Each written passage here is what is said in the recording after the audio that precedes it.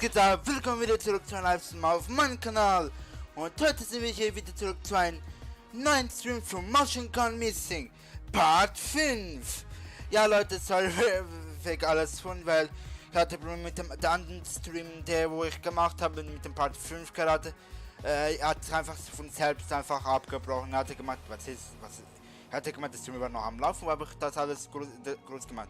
Und es war so, war ich dann rausgegangen und habe bemerkt, das hat mir nicht mehr am Leuchten, der Dings. Und er hatte, nein, sag mir nicht immer, es hat gerade meinen Stream abgebrochen. Aber, ich musste dann wieder einen neuen machen. Aber ja, wir starten gleich mit Martian Gone Missing, Part 5. Dann ja Leute, ich wünsche euch viel Spaß mit der Geschichte Martian Gone Missing, Part 5.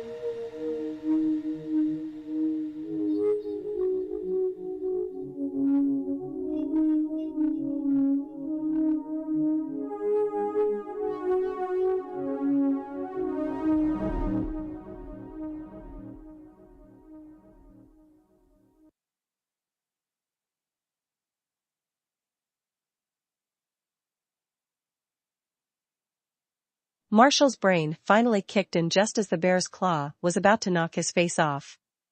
He quickly ducked and rushed forward, straight between the bear's legs. Marshall didn't dare stop running until he found himself smacked face first with the wall. "I'm okay," he said before hearing the roar of the bear again. It was coming straight for him and Marshall didn't know what to do. Spotting a few rocks, he grabbed them with his mouth, lifted them in the air, and turned around before kicking them straight at the bear. A few made a direct hit the bear's face, including the eyes, which forced it to shut them, but it didn't stop him. Gasping, Marshall rolled out of the way just as the bear smashed head first into the wall, causing its nose to bleed. Marshall himself ended up scratching his back over a few pointy rocks, breaking his skin and drawing blood. He didn't even notice his collar getting loose and falling off. He hissed, but now wasn't the time to reflect on his pain. He had to get out of the cave and fast. The problem was still the bear. It was now swiping its paws everywhere and made it difficult to get out of the cave. Any minute it was going to open its eyes and eat him for dinner. Marshall tried to think of a way to get out of this, thinking back to what Ryder taught him about bears during their trips into the woods. If you see a bear, you punch it in the nose? No, that's sharks. Climb a tree? But there are no trees. Play dead? His eyes widened. Play dead. That's it. Good thing I happen to be the best paw patroller at that trick. Grasping his chest, Marshall let out a few gags and coughs. Ugh. You got me. Cave spinning. Vision is getting dark. Feel so cold. Marshall gave out one last cry before spinning round and landing on his back, all fours laid out in the air. He even lopped out his tongue for good measure. The bear finally stopped and stared at the deceased pup that was in his cave. He walked over, sniffed Marshall a few times before grunting and turning away. The bear, in turn, saw the shiny red collar and grabbed it while heading deeper into his cave to examine it. Marshall, opening one of his eyes, saw the bear preoccupied, and slowly got up. He tiptoed as best as he could towards the entrance, but a loose rock he hit alerted the bear. Marshall quickly fell on his stomach, eyes closed, and rump raised while trying to act as limp as possible.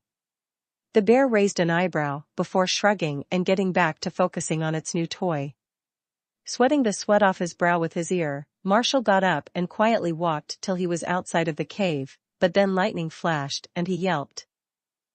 Realizing his mistake, Marshall got back on his back and held his paws on his chest, lying as straight as possible. The bear, now curious again, walked up to Marshall and started sniffing him again. This time, however, Marshall felt a sneeze coming and did his best to continue holding it in and play dead. Or else he was dead for real. But it was too much, and before Marshall knew it, he sneezed in front of the bear's face. His snot entered the beast's eyes, and it roared in fury before striking its paw. Marshall tried to move, but a painful cry echoed in the cave as it slashed his side. Still, Marshall pressed out of the cave, running as fast as his adrenaline could push him while ignoring the open gash in his side. The rain was coming down hard.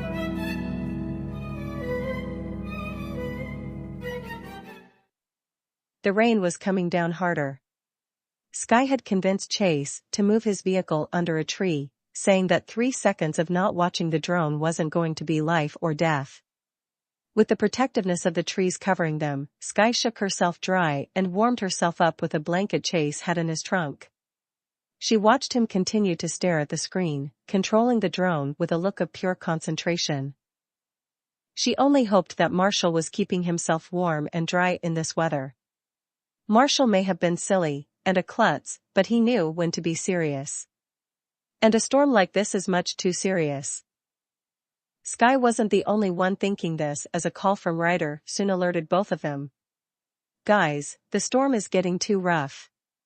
We have to head back to the lookout. We're not done yet, Ryder, sir. Marshall is out here. I can feel it, shouted Chase. Chase, I know you're worried about him, but this storm is getting worse and I don't want to have 2 more pups missing. Come back to base, that's an order. Sky turned to Chase, who looked to be torn on what to do. Chase had always followed Ryder's orders and disapproved of anyone else questioning their leader. He was a by-the-book guy in everything from missions to games. And now his heart was torn between to do what he wanted and obeying his orders. Closing his eyes, Chase muttered, Ryder, sir? With all due respect, I cannot obey that order. Chase out.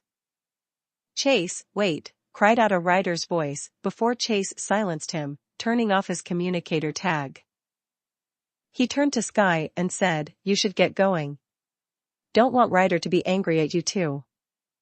Sky shook her head, her mind already made up. No, I'm staying with you, Chase. I want to find Marshall too. Chase nodded before sighing and getting back to his screen. Ryder's going to scold me when I get back, but I don't care. I'm not letting Marshall out of my sights. I'll chase him round the world if I have to. He's really that important to you, huh? Asked Sky, walking over to his side. Chase's expressions softened as a smile stretched across his muzzle. He was my first pup friend. I didn't have any back when I was little. My dad, Ryder, and his dad were all I had until I met him. Chase didn't know why his dad wanted him to meet this dog family, even if they were old friends. It wasn't that he was scared. Not Chase. He was just unsure. He never bothered making friends with other pups because of how big they were or how weird it felt being with other dogs. Especially since most of them had two parents while he only had one. Not that his dad wasn't great. He was the best police dog in all of Adventure Bay. Even in his old city, before he moved and met his mom, he was famous. To Chase, his father was everything in his world. How he acted, what he said, what he believed in. All of it Chase absorbed like a sponge. Plus, he had friends. Human friends like Ryder and his brilliant dad. They were his family, even if they were different species, and Ryder had been there for him ever since he was born.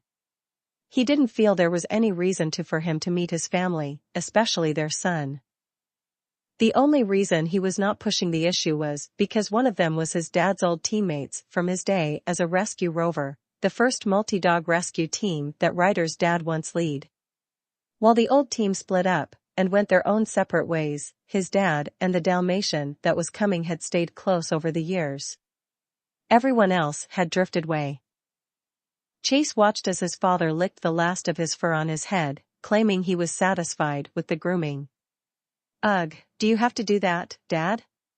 It's embarrassing. A much larger German shepherd with deep green eyes and a small scratch on his cheek chuckled. Sorry, Chase. Can't have you scaring our guests away with your ugly bed head. Now you remembered to put all your toys away, right? Chase walked over to the entrance of the lookout and tried to find any he missed. Yup. Got them all, Dad. His dad gave him a proud smile before both of them heard the sound of a car honking. That must be them right now. I'll go get the professor and Ryder. His father left the room to head upstairs while Chase gulped upon the thought of having guests in their home. They rarely ever got any, but there was a first time for everything, huh? He walked outside and saw a huge fire truck coming into their parking lot. Chase wagged his tail and barked as the red engine blew its horn. Two adult Dalmatians, one male with small spots and a female with fluffy big spots, jumped down from the top of the trunk. A group of firefighters all waved at the two before the fire truck took off. The two adults turned towards Chase and gave him a warm smile. You must be Chase, right? Trigger's son? Ugh, yes sir, said Chase, standing tall and trying his best to look proper. The female chuckled. Yup, it's his son all right. I'm Misty, and this is my husband, Blaze. Nice to meet you, Chase. Your dad said you were a clear cardboard version of him and he wasn't kidding. Except your eyes. You got your mother's eyes, said Blaze, walking over and rubbing his paw over Chase's head. Ignoring the head rubbing, Chase leaned forward eagerly upon hearing the last part. Did you know her, sir? Your father and I met her when we had to respond to an emergency with our team in this town. He fell in love with her at first sight. After the team split up, he decided to come back here and woo her over. Rest is history as they say, explained Blaze. He then looked around, trying to find something. Honey? Where's Marshall? He was with us when we got dropped off, said Misty, looking around. Figuring that Marshall was their pup, Chase was about to suggest searching the area when a voice cried out, Look out! Chase turned around only to have his eyes widen at the sight of a Dalmatian pup around his size, trying to ride a skateboard, while darting right towards him. Chase was knocked back as both pups sailed into the air. Chase landed on his back, but that was nothing compared to the Dalmatian pup landing on top of him. The two groaned before the other pup shook his head and smiled. "Sorry about that. I'm Marshall." "Chase. Could you please get off of me?" asked the German Shepherd pup. "Sorry," said Marshall, getting off as the two adult Dalmatians chuckled. He looked up at the lookout and gasped. "Wow. This is where you live? You must be the coolest pup ever." Thanks," said Chase, blushing. He then noticed the skateboard. "Hey, where did you find that? I thought I put that away." "Oh, it was right by that tree over there. I was gonna carry it over, but I slipped and fell before I ended up riding it. It was really fun," explained Marshall with a bounce.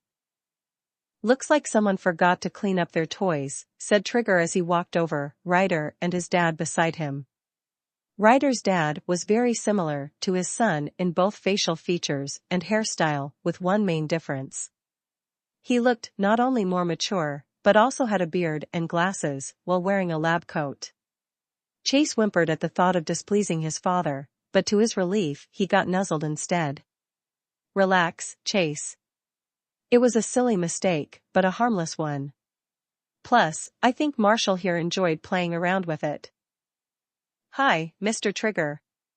It's an honor to meet another member of Dad's Rescue Rover team," said Marshall, wagging his tail. "And you are just as much the bundle of energy your mother complains about," chuckled Trigger, making Marshall blush. He turned to the other Dalmatians and his smile grew as he hugged them as if they were family. "It's good to see you, Misty." "You too, hothead. Still never gonna let go of that nickname, huh?" teased Blaze as he slapped paws with his old teammate. "Old habits die hard," answered Trigger. "Good to see you again, Blaze. The years have been kind to you," said Ryder's dad. "Thanks, Professor. Wish the whole team was here. Shame we're all so far away now," said Blaze, with a sigh. He turned to Ryder and smiled. "Well, if it isn't little Ryder. All grown up. Last time I saw ya, you were only about as tall as I was." "Good to see you again, Blaze. Wanna come on in? We got snacks already lined up," said Ryder. "Snacks? Oh, boy. I'm hungry," shouted Marshall, zipping over upon Ryder, ending his sentence. Chase's own stomach growled as he let out a chuckle. "I'm hungry too. Grown up. Last time I saw ya, you were only about as tall as I was." Chase's own stomach growled as he let out a chuckle. "I'm hungry too. Grown up. Last time I saw ya, you were only about as tall as I was." With that said, the group headed inside to enjoy eating and talk about old times.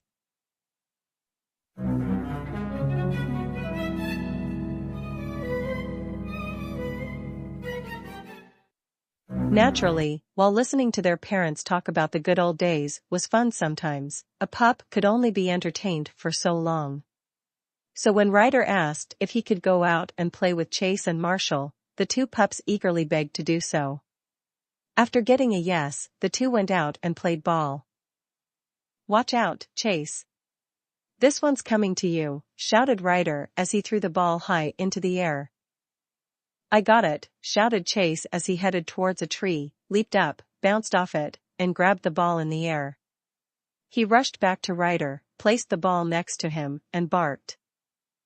"Good boy, Chase," said Ryder, scratching Chase by the ear, much to the pup's enjoyment.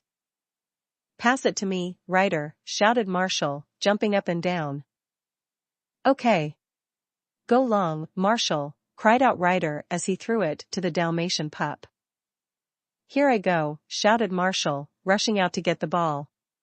However, he didn't notice where he was looking as both Chase and Ryder saw him heading for the professor's parked truck.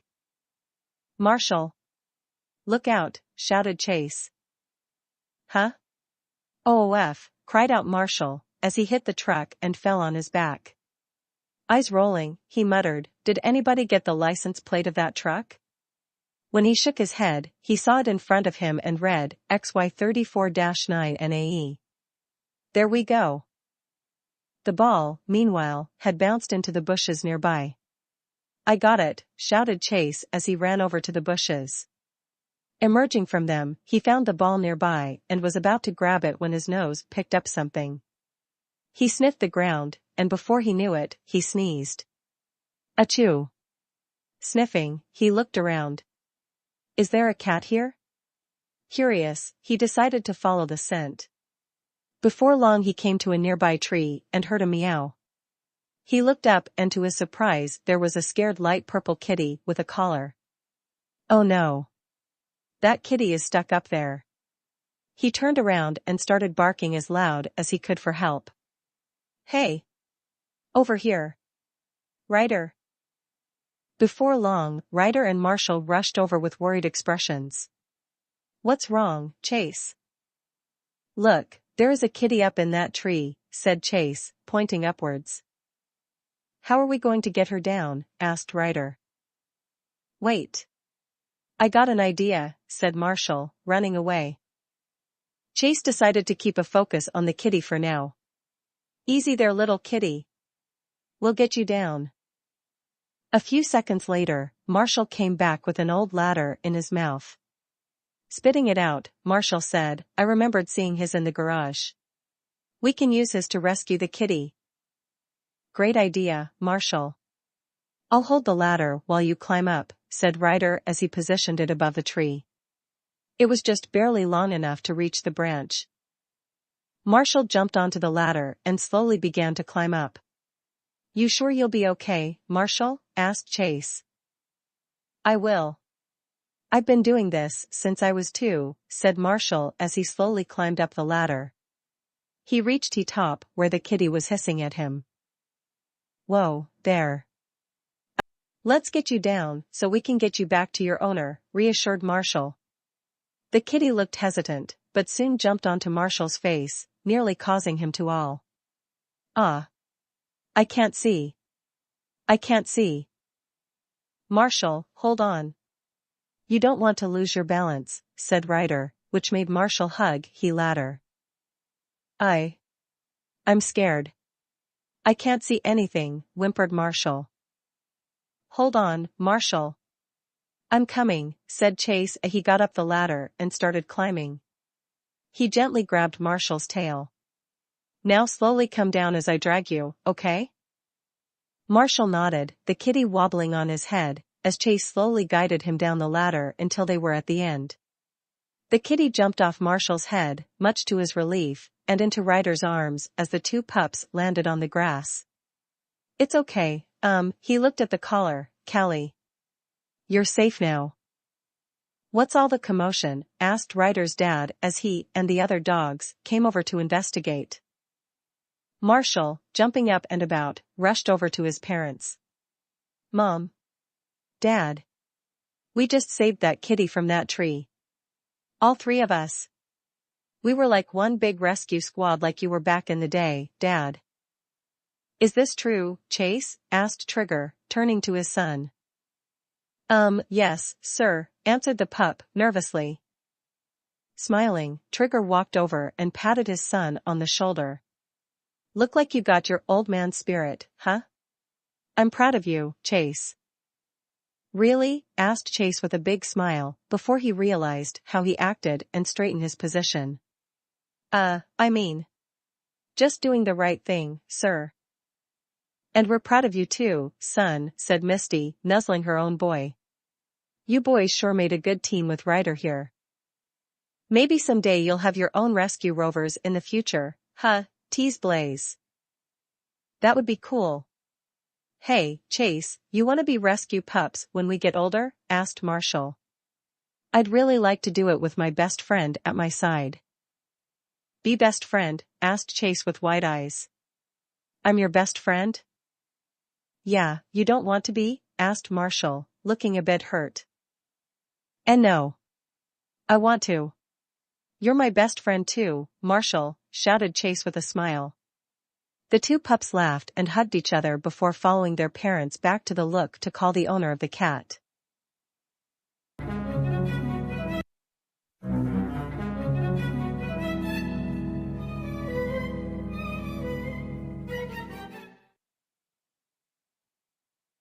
Sky couldn't help but laugh. Callie was your first rescue, huh? I guess it shouldn't come to a surprise since we rescue her so many times. Yeah, chuckled Chase. Marshall and I grew closer as we met more and more. Our dads didn't want to lose touch with each other like they had with the other members of Rescue Rover, so we saw each other almost every week.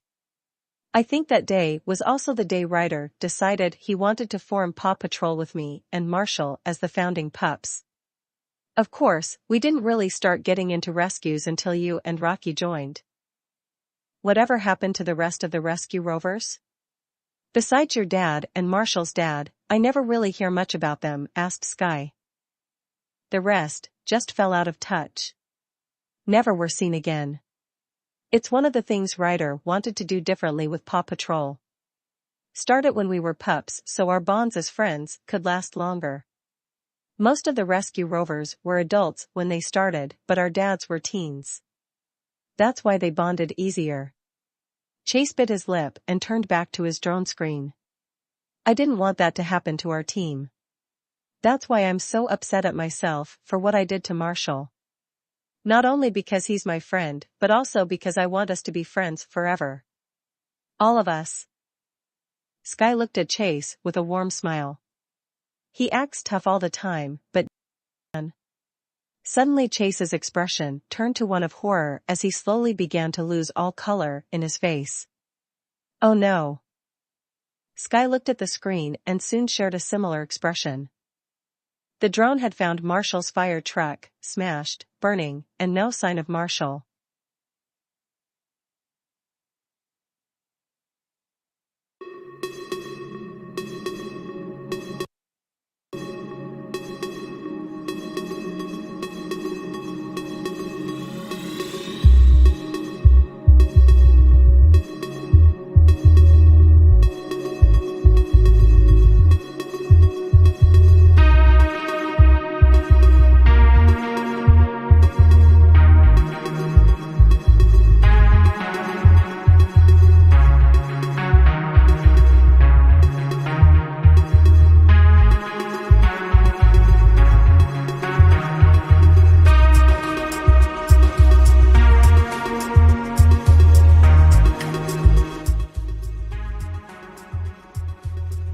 Das war's für diesen Part.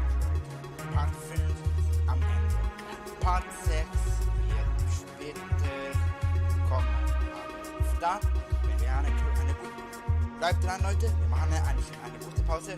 Wir sind dann gleich dran für die Part 6. Bis gleich.